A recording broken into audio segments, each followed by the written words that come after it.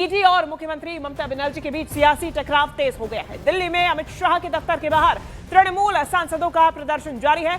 Derek O'Brien की अगुवाई में टीएमसी सांसद आईपैक पर छापेमारी के विरोध में प्रदर्शन कर रहे हैं। पुलिस ने प्रदर्शनकारियों को हिरासत में ले लिया। ये सीधी तस्वीरें देखिए। टीएमसी के 8 सांसद अमित शाह के दफ्तर के बाहर आईपैक पर रेड के खिलाफ नारेबाजी कर रहे थे। अब पुलिस टीएमसी के 8 सांसदों को अपने के साथ में गाड़ी में लेकर जा चुकी है। प्रदर्शन कर रहे टीएमसी सांसदों को वहां से हटाया गया। उनके समर्थक भी आसपास मौजूद है। पूरी आपको एक बार फिर जानकारी दे दें कि आखिर ये हो क्या रहा है। देखिए, पश्चिम बंगाल के कोलकाता में आईपैक के दफ्तर और आईपैक प्रमुख प्रतीक जैन के घर में छापेमारी की गई। 2021 का एक मामला जिसको लेकर ईडी ने वित्तीय अनियमितताओं के चलते जांच के लिए छापेमारी की और इस छापेमारी के दौरान दस्तावेज को खंगालने की पूरी जो प्रक्रिया है वो शुरू की। लेकिन अचानक हुआ क्या, मुख्यमंत्री ममता बनर्जी वहां पर पहुंची और तिलमिलाते हुए वहां पहुंची। आरोप लगा रहे हैं, ये तो पिछले 11 सालों से केंद्र में बीजेपी की सरकार है जो टेंडर चलाती है, आवंटित करती है, और यही लोग हेराफेरी, बीजेपी वाले ही हेराफेरी कर रहे हैं। कोयले के अंदर 2 नंबरी काम, उल्टा चोर कोतवाल को डांटे वाला हिसाब यहाँ पर चल रहा है। तो ये स्पष्ट दिख रहा है कि बीजेपी अपना हार देखते हुए प्रयास कर रही है कि तृणमूल कांग्रेस के कौन कैंडिडेट हैं, क्या प्रोग्राम है, आगे क्या स्ट्रैटेजी है, वह चुराने का प्रयास किया है। ये दिन दहाड़े डकैती है जो अमित शाह कर रहे हैं, यह उचित नहीं है। इनको मालूम है कि इनके सीट नहीं आने वाले, इनका इंटरनल सर्वे में 25 सीट से ज़्यादा नहीं है। इसको देखते हुए यह पूरी तरीके से अपना भड़ास निकाल रहे हैं। इनके अंदर फ्रस्ट्रेशन हो गया है और यह इसलिए इस प्रकार की हरकतें कर रहे हैं।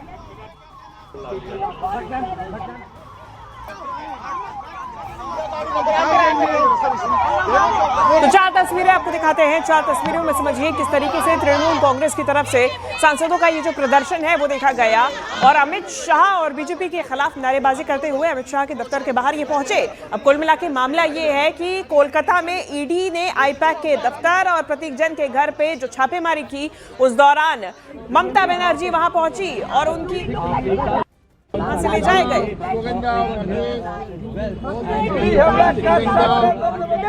कर रहे हैं कि जिस प्रकार से ईडी ने गलत ढंग से रेड किया है और अलोकतांत्रिक तरीके से चुनाव जीतने का प्रयास कर रही है, वो बीजेपी नहीं जीत सकती। बीजेपी के पास हिम्मत नहीं है। प्रोटेस्ट कर हम जीतेंगे, जो भी कर ले इस बीजेपी को हम हरा के रखेंगे। जो भी कर ले पुलिस लेके जा रही है, हम करेंगे कि आप देख लें कि देश के लोग देख लें कि निर्वाचित सदस्य एमपी को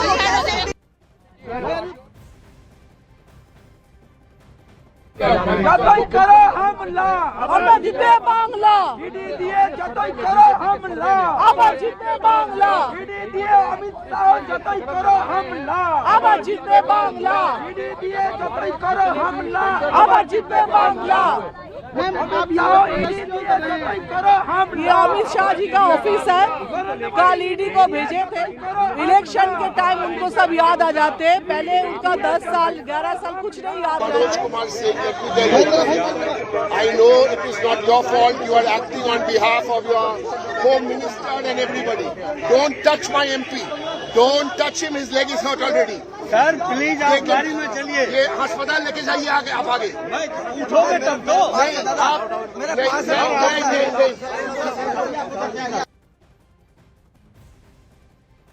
Manoj Kumar Singh, I know it is not your fault. You are acting on behalf of your Home Minister and everybody. Don't touch my MP. Don't touch him. His leg is hurt already. Sir please आप गाड़ी में चलिए। ये अस्पताल लेके जाइए आगे, आप आगे। उठोगे तब तो। नहीं, आप मेरे पास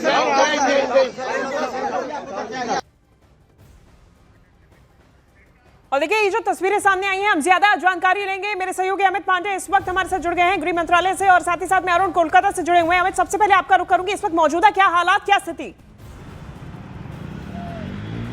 देखिए फिलहाल अभी सांसदों के पर जो संवेदनशील इलाके में इस तरीके के प्रदर्शन बिना पूर्व सूचना के किया जाता है, जो कार्रवाई बनती है वह कार्रवाई पुलिस ये की जा रही है। और ये सांसद थे, करीब 8 के आसपास सांसद थे, जिसमें डेरेक ओब्रायन, उसके अलावा शताब्दी रॉय, कीर्ति आजाद, इन जैसे ये सांसद शामिल थे। और कल जो पूरा प्रकरण पश्चिम बंगाल में हुआ, ईडी की कार्रवाई को लेकर ममता बनर्जी वहां पर आई थी और उसके बाद ईडी की जो छापेमारी चल रही थी उसको लेकर आज ये सांसद अपना विरोध प्रदर्शन करा रहे। कर्तव्य पथ पर गृह मंत्रालय का यह दफ्तर है और यहाँ पर ये विरोध प्रदर्शन है। गृह मंत्रालय के साथ साथ कई और मंत्रालय यहाँ पर भी हैं जहाँ पर इन सांसदों का जो है प्रदर्शन है वह चल रहा था। फिलहाल पुलिस जो यहाँ पर लॉ इन्फोर्समेंट एजेंसी है, स्थानीय पुलिस है, इन सांसदों को यहाँ पर आई है और इनको समझा बुझाकर इनको फिलहाल अभी हटाने की यहाँ पर कार्रवाई चल रही है। और इस तरीके के विरोध प्रदर्शन से तृणमूल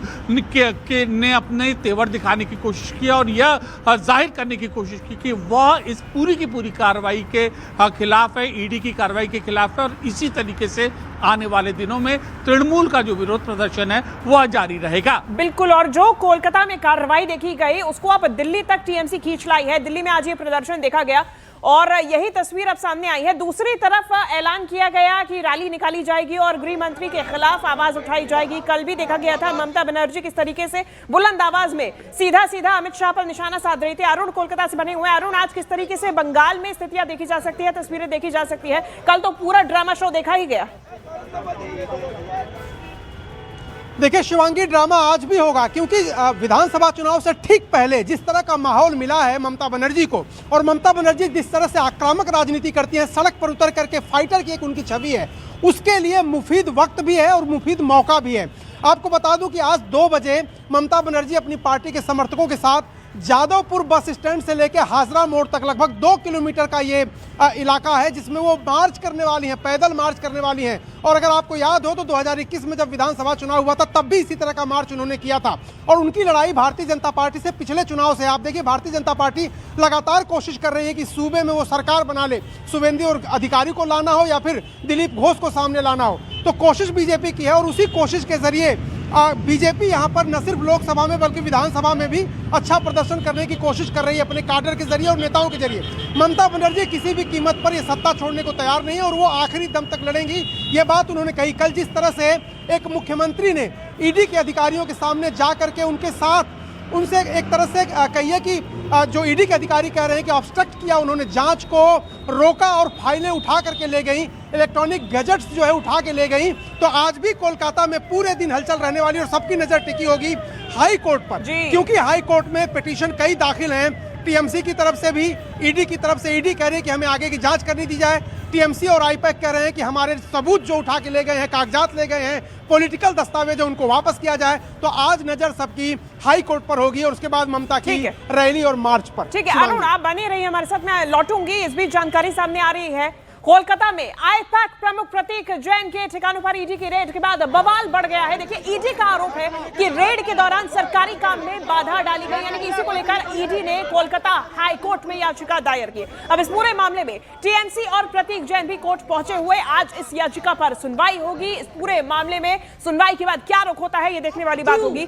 और अब देखिए ये जो ड्रामा है या फिर ये तापमान आप कहे, सियासी पारा जो है वो गर्माता जा रहा है, बढ़ता जा रहा है, क्योंकि पश्चिम बंगाल में ईडी वर्सेस ममता बनर्जी की जो लड़ाई है वो सीधा सीधा ममता बनर्जी की तरफ से बीजेपी पर लाई जा रही है, यानी कि सीधा आरोप बीजेपी पर, केंद्रीय गृह मंत्री अमित शाह पर लगाए जा रहे हैं। दूसरी तरफ ईडी का चुनावों से पहले इस्तेमाल करने के भी आरोप लगाए जा रहे हैं। केंद्रीय सरकार से बहुत दफे बोला 10 साल से, एक पैसा भी नहीं देता, कुंभ मेला में पूरा देता और इधर में एक पैसा भी नहीं देता। कि बंगाल को साथ तो खाली हमला करते हैं ना, खाली हमारा पार्टी का साथ नहीं, बंगाल का राज का साथ ही करते हैं, बंगाल का हर आदमी का साथ करते हैं। इंसानियत का इंसाफ के लिए हमारा लड़ाई जारी रहेंगे। अरुण लगातार मेरे सहयोगी बने हुए हैं हमारे साथ में। अरुण, हाईकोर्ट का रुख कर लिया गया है और देखिए कल जो पूरी तस्वीर सामने आई, सवाल हर किसी के मन में उठ रहा था। दोनों तरफ से अब याचिकाएं कोर्ट पहुंच चुकी हैं। अब ऐसे में क्या रुख हो सकता है आगे?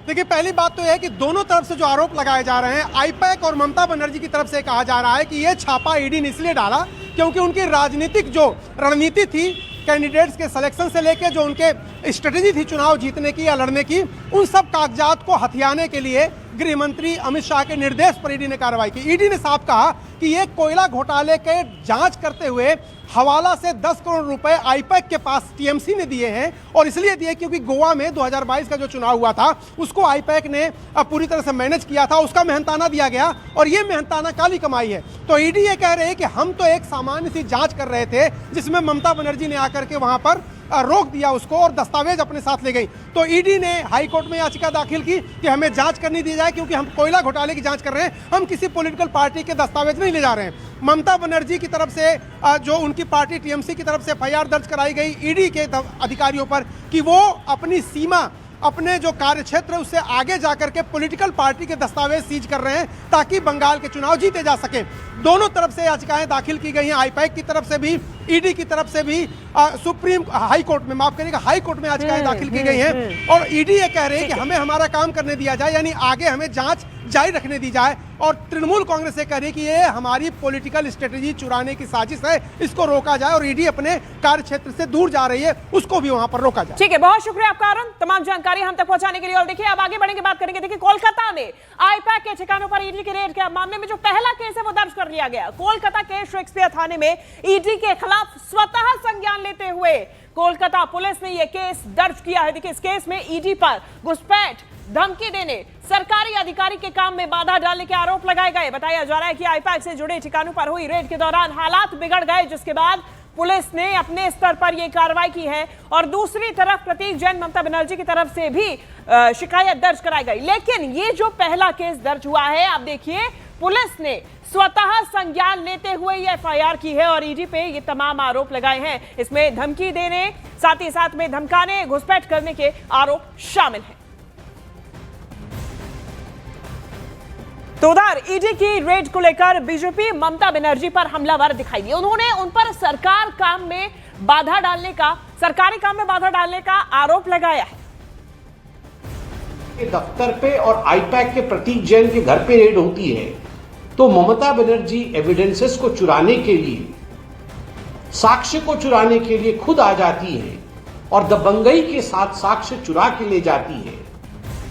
यह अपने आप में मुझे लगता है बहुत ही शर्मनाक और बहुत ही दुखद विषय है। आने वाले दिनों में लोकतांत्रिक तरीके से बंगाल की जनता ममता बनर्जी का ये जो अराजक तरीका है राज करने का, उसके खिलाफ उठकर खड़ी होगी और ममता जी के खिलाफ जवाब। सरकारी काम है, ईडी ने वहां गया तो ये सरकारी व्यवस्था से हुआ, सरकारी कोई खबर था, उनके पास कुछ डॉक्यूमेंट है कोल स्कैम के बारे में, तो इसी के अंदर हमारे चीफ मिनिस्टर गया और वहाँ से ये सारे फाइल्स एंड हार्ड डिस्क लेके आते हैं। इसका अर्थ है क्या उसके अंदर उनका कुछ है क्या, गलत काम का प्रूफ है क्या? It is sure that there are some proof which can damage her team and herself. उधर प्रवर्तन निर्देशालय की तरफ से यानी कि ईडी ने मुख्यमंत्री ममता बनर्जी पर बड़ा आरोप लगा दिया। ईडी का दावा है कि ममता बनर्जी अहम दस्तावेज और इलेक्ट्रॉनिक उपकरण डिवाइसेस अपने साथ ले गई। ईडी के मुताबिक ये मामला पीएमएलए के तहत चल रही जांच से जुड़ा हुआ और ईडी का कहना है कि इस कदम से जांच और कानूनी कार्रवाई में बाधा पहुंचाने की कोशिश की गई। ईडी ने इसे जांच प्रक्रिया को प्रभावित करने वाला कदम बताया। इस आरोप के बाद पश्चिम बंगाल की राजनीति में अब हलचल और भी ज्यादा तेज हो गई।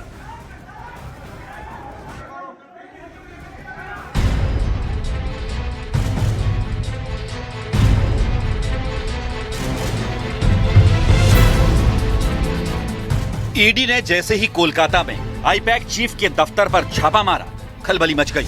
ममता बनर्जी का पारा 7वें आसमान पर पहुंच गया। पश्चिम बंगाल की CM Mamata Banerjee police commissioner के साथ खुद आईपैक के दफ्तर पहुंच गईं। सीधा आरोप लगाया कि केंद्रीय एजेंसियां टीएमसी के डॉक्यूमेंट्स चुरा रही हैं। लेकिन आप तो सब सीमा उल्लंघन कर दिया। हमारा आईटी ऑफिस में आके आप सब लैपटॉप से सब निकाल के लिया, हमारा डेटा हमारा SIR का डेटा, हमारा पार्टी का पॉलिसी का डेटा, हमारा कैंडिडेट का लिस्ट, हमारा बूथ प्रेसिडेंट का लिस्ट, हमारा आने वाला स्ट्रेटेजी आप प्रतीक का घर में भी जाके किया है, अब हमारा IPAC ऑफिस में आके भी किया है। It is not that they are privately operating, they are very much authorised by the all India Trinamool Congress. BJP का माफी का हम बेनामी नहीं करते हैं, ये हम हमारा नाम पे काम करते हैं एग्रीमेंट के मुताबिक। I think it is a insult to all the IT sector. Mamata कह रही हैं कि रेड टीएमसी की चुनावी रणनीति की जासूसी के लिए की गई, जबकि ईडी के सूत्र कह रहे हैं कि रेड कोयला तस्करी घोटाले की जांच से जुड़ी है। इस घोटाले में टीएमसी के कई बड़े नेताओं के नाम पहले भी आ चुके हैं, जबकि ममता बनर्जी ने कहानी को एक नया एंगल देने की कोशिश की। IPAC और ममता का रिश्ता पुराना है, जिसकी शुरुआत 2019 के लोकसभा चुनाव से हुई, क्योंकि तब बीजेपी को बंगाल में बढ़त मिली थी। इसके बाद ममता बनर्जी ने चुनावी रणनीतिकार प्रशांत किशोर और उनकी कंपनी IPAC की मदद ली थी। असर भी दिखा, क्योंकि 2021 के बंगाल विधानसभा चुनाव में टीएमसी की जीत हुई और कहा गया कि जीत में IPAC की रणनीति जैसे दीदीर दूत और खेला होबे कैंपेन ने बड़ा रोल निभाया। लेकिन इस बार के चुनाव में हालात अलग हैं। प्रशांत किशोर खुद एक नई पार्टी बनाकर सियासी मैदान में उतर चुके हैं, लेकिन उनकी पुरानी टीम IPAC अभी भी तृणमूल कांग्रेस के लिए रणनीतिक सलाहकार के तौर पर काम कर रही है।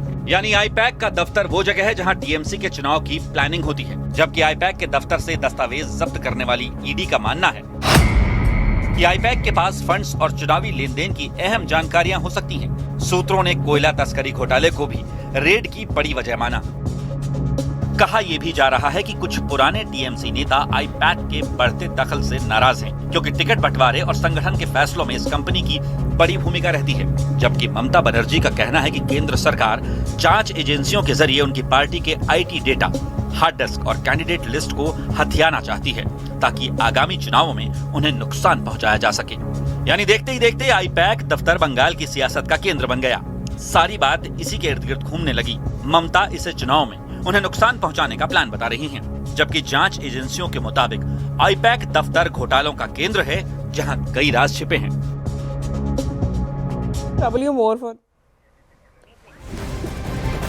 और ये बड़ी जानकारी सामने आ रही है, जहां IPAC कार्यालय पर छापेमारी को लेकर ईडी आज अदालत में अपना पक्ष रखेगी। सूत्रों के मुताबिक ईडी का अदालत को बताएगी कि रेड के दौरान पुलिस ने कार्रवाई में बाधा डाली। ईडी ये भी मांग करेगी कि छापेमारी के दौरान कथित तौर पर ले जाए गए फाइल्स और दस्तावेज को तुरंत लौटाया जाए। इसके साथ ही पुलिस और अन्य संबंधित एजेंसीज को रेड साइट यानी कि छापे की जगह से हटाए गए सभी दस्तावेज वापस करने के निर्देश देने की अपील की जाएगी। सूत्रों के अनुसार ईडी अपने अधिकारियों के खिलाफ दर्ज सभी मामलों में सुरक्षा और संरक्षण की मांग भी करेगी।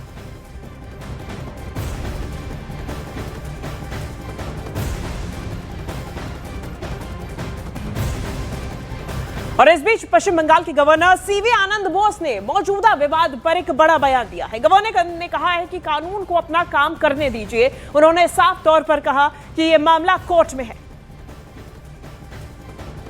These issues have been raised before me by the legal fraternity. I'm looking into it as a governor from the constitutional point of view. I'll make up my mind only after the examination is over. So the whole incident, as it has unfolded itself through the media,